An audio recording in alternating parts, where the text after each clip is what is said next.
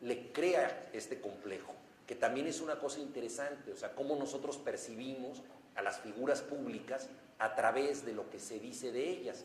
Entonces, en el caso del mariachi, le inventan, ¿no?, la fama de tener un pene enorme, y esto, por supuesto, que compromete su pobre pene real, que como él mismo dice, es un pene chiquito normal, ¿no? Es un caso real ese, yo lo tomé de una película que se llama Lucía y el sexo, una película española, donde aparece un actor argentino y hay una escena de una erección impresionante en la película, y luego vi una entrevista con el actor y le dijeron, ¿ese es tu pene? Y él dijo, no, es una prótesis. Y se hizo un silencio muy incómodo en la entrevista, y yo me quedé pensando lo que puede ser para una persona, ¿no?, vivir, digamos, pegado, no a un pene real, sino a un pene fantasma, ¿no? Y lo que se espera de esa persona, y la sociedad de masas, porque además esta entrevista que yo estaba viendo era en la televisión española y probablemente la vieron unas cuantas personas, pero la película la vieron millones de personas. Entonces es un poco lo que ¿qué podía pasar con esa persona? Es una situación tomada de nuestro mundo real que es bastante absurdo. Yo tengo una pregunta. Sí. Mi pregunta es que cuando tú escribes una historia, ¿lo haces con el fin de publicarla, decir, me gusta esta historia, la voy a publicar porque creo que es buena idea, o lo haces para ti mismo o para crear una cierta reflexión a quienes los van a leer? No, cuando yo escribo una historia es porque no puedo más que escribir una historia. O sea, para mí escribir es una especie de condena, si ustedes quieren. Es un vicio, por momentos es un placer, pero es algo que no puedo evitar. Entonces, cuando yo empiezo a escribir una historia es porque no puedo dejar de escribirla. O sea, eso a mí me cautiva, me impresiona. La historia de Mariachi, leí un cuento de un escritor brasileño muy bueno, que él sí es un escritor mucho más que yo, obsesionado con temas de sexualidad, pero que a mí me ayudó bastante para escribir este cuento, Rubén Fonseca, y se me impuso. Yo quería escribir sobre un mariachi, era un tema que lo tenía desde hacía mucho tiempo, pero evidentemente cuando yo empiezo a escribir no pienso en la publicación, porque yo he escrito muchas cosas que no he publicado. O sea, por ejemplo, ahorita estoy escribiendo un cuento que no sé si me va a salir y no sé si lo puedo publicar, porque muchos cuentos los dejo a la mitad, me quedan muy mal, los destruyo. O sea, no todo tiene una salida. Cuando yo escribo, por ejemplo, una crónica para el periódico o un artículo para el periódico, sé que eso se tiene que publicar porque ya tengo un compromiso. Entonces, tengo que hacerlo lo mejor posible, pero eso se va a publicar. O sea, yo estoy a la vista. En cambio, con los cuentos hay muchos que simplemente no los termino, no los publico. Entonces, es lo que a mí me importa. Luego, sobre lo que yo quiero decir, pues eso también, yo creo que es peligroso que un escritor se ponga una agenda a sí mismo como una agenda edificante. Yo escribo mucho para niños y ahí la tentación es mayor, porque cuando tú escribes para niños puedes tener la tentación de querer ser como su padre, su hermano mayor, su maestro, y aleccionarlos. Decir, los niños deben leer esto para ser mejores ciudadanos.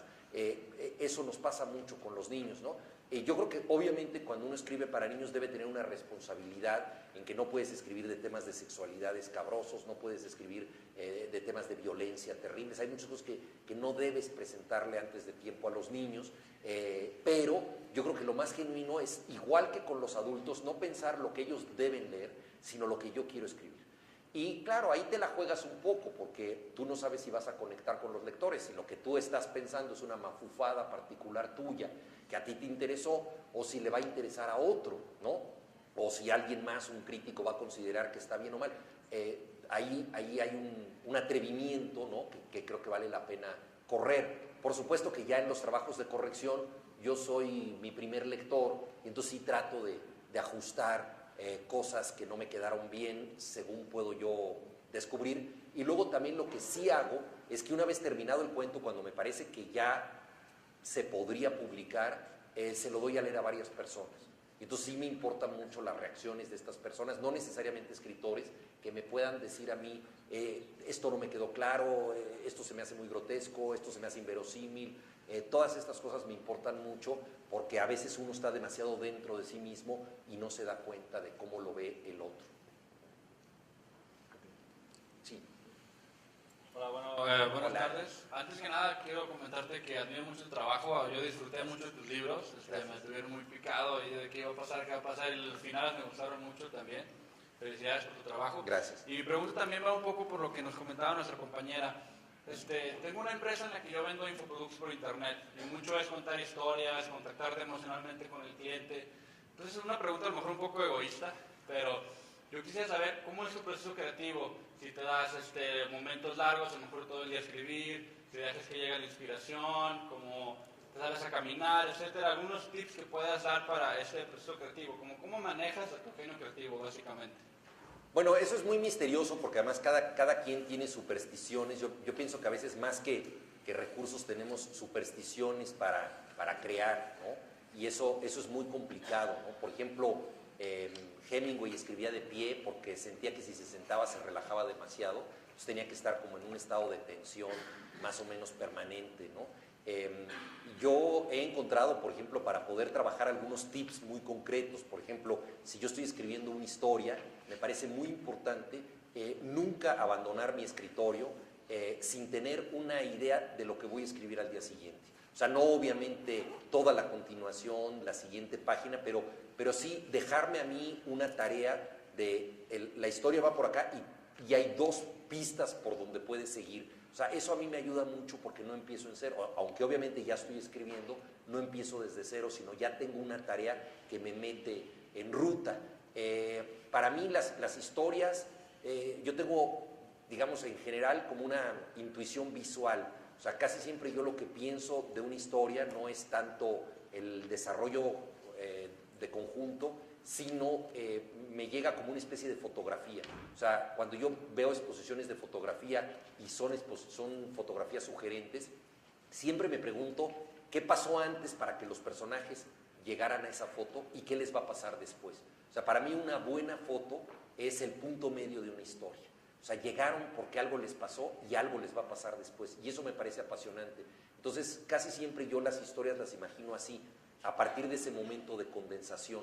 Y entonces digo, ¿qué va a pasar antes para que eso sea posible y cómo va a acabar esa historia? Entonces, casi siempre a mí me ayuda mucho encontrar, primero que nada, el conflicto.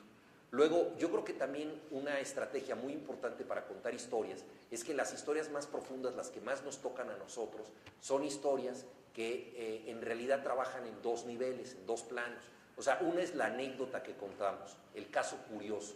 O sea, fíjate que fui al aeropuerto y ¿qué crees? Me encontré a un monje Hare Krishna y luego me encontré a una monja no sé qué y luego me encontré a no sé cuántos, a unos tipos rezando, a un rabino. Entonces todo eso es curioso, eso no es una historia, eso es anécdota, eso es curioso y vale la pena mencionarlo. Qué raro, ¿no? Habrá un congreso de religiones, ¿qué está pasando? Es un encuentro ecuménico, ¿qué pasó? Bueno, eso es curioso. Pero para que eso sea una historia, tiene que haber un sentido de la consecuencia. O sea, una cosa pasa porque pasó otra cosa, ¿no? O sea, decir el rey murió y murió la reina es una casualidad, es una coincidencia, es como esto de encontrar un monje y luego encontrar un sacerdote y luego encontrar un rabino. Pero decir el rey murió porque murió la reina ya es crear una historia, es una causalidad. O sea, las cosas pasan por algo y eso me parece muy importante. Entonces, pensar por qué pasaron las cosas. Y entonces, toda historia, como les decía yo, tiene dos planos. Esta anécdota curiosa y luego, ¿por qué esa anécdota nos importa? ¿No? Es decir, a todos nosotros nos pasa que de pronto alguien nos cuenta una historia, ¿no? Nos dice algo y eso de pronto nos afecta. Digo, un ejemplo súper común, ¿no? Llega un gran amigo tuyo y te dice, oye, estoy tronando con mi novia, ya no la soporto, no sé qué, y nosotros no se lo habíamos dicho porque es nuestro gran amigo, pero estábamos enamorados de su novia. Y de pronto nos empieza a afectar esta historia de una manera muy profunda. Y tú dices, ¿de veras? ¿Y ya es definitivo? ¿Y ya la dejaste?